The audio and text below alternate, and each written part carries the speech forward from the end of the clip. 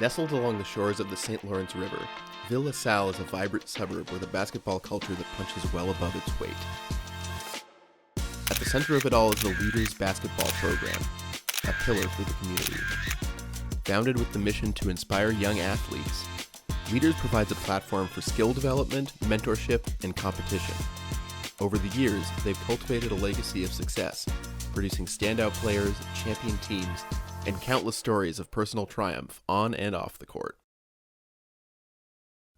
Before diving deeper, we wanted to understand the impact of the Leaders organization firsthand. To do that, we met with Coach Gabriel of the boys Juvi team. What makes a good coach and what qualities make a good coach? I would say it's a very open question because you get so many different coaches with so many different styles, so many different personalities, right? And it depends on the relationship that the coach has with its players, right? Certain styles of coaching work for certain players and vice versa. But I would say ultimately to be a coach, especially working at a younger level, you have to have patience, right? You're working with kids that have different skill sets, right? I have guys that can't shoot. I have guys that are not the best shooters, right? I have guys that can't really bring up the ball, or I have guys that can't really work with their left hand. So you have to have patience, and you also have to have a little bit of an understanding of knowing where your strengths and weaknesses are, right? A coach that's open to working with what he has and not necessarily trying to always push a system, right? Having a system is great because it keeps you organized, but sometimes, right, you have to bend a little bit, right? You have to be able to be a little malleable, if that makes sense. Yeah, that's good. So now, what makes a bad coach? What makes a bad coach? I say a coach that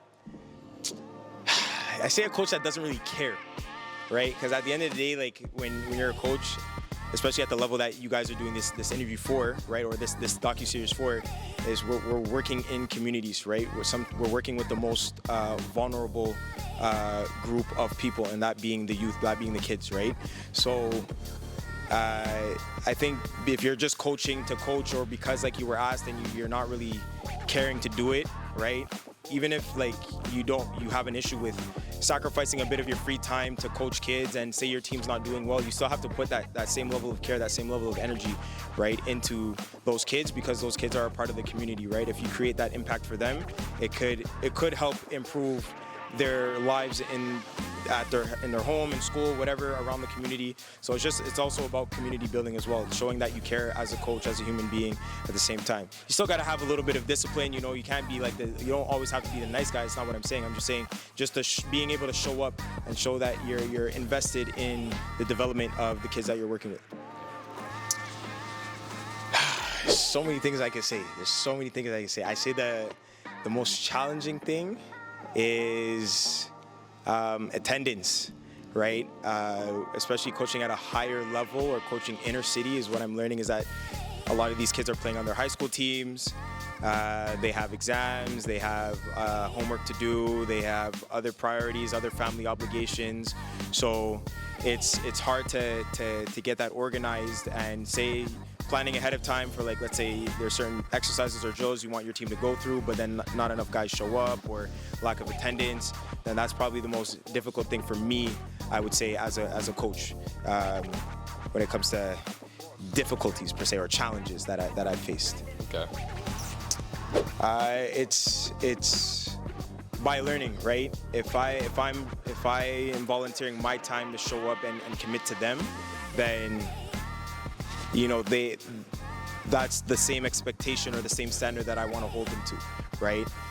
You also have to come into that level of understanding, like just making sure that you know that they're going through struggles in life, that they have other things to take care of, right? But it's just making sure that you're there to guide them and hold them, right, so that they can continue that steady path, moving forward. Given the time that we have to work with some of the kids, you want to prioritize team dynamic. Basketball is a team sport. You want to make sure that all, let's say, 8 to 15 guys that you're coaching, all 8 to 15 guys that will potentially get in the game, all know what they're doing, right? especially when you're in a bigger program, right? You want to make sure that you have all guys on the same page, understanding the system, understanding where should they be on offense, understanding the basics of help defense, or how to break down a zone, right? Where to look for the shots, how to use their triple threat, or when is the most effective time to use their triple threat. So just making sure that everybody's fundamentally sound is probably the most important thing for me.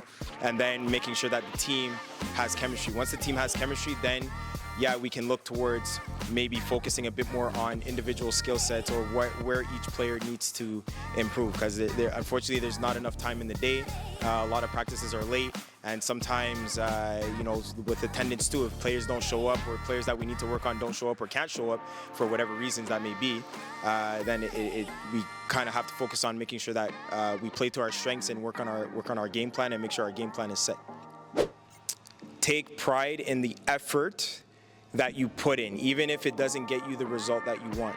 Even if your hard work doesn't get you playing time, even if your hard work doesn't get you the shots or the looks that you want to get, or doesn't get you the highlights, take pride in the work that you're putting in, because not everybody gets the opportunity to even put in this work. And even then, the work that they put in doesn't even get them the chance to step on the basketball court or even make a team, right? So no matter what you do, take pride in the work that you do, and don't let the end result discourage you from putting in the work.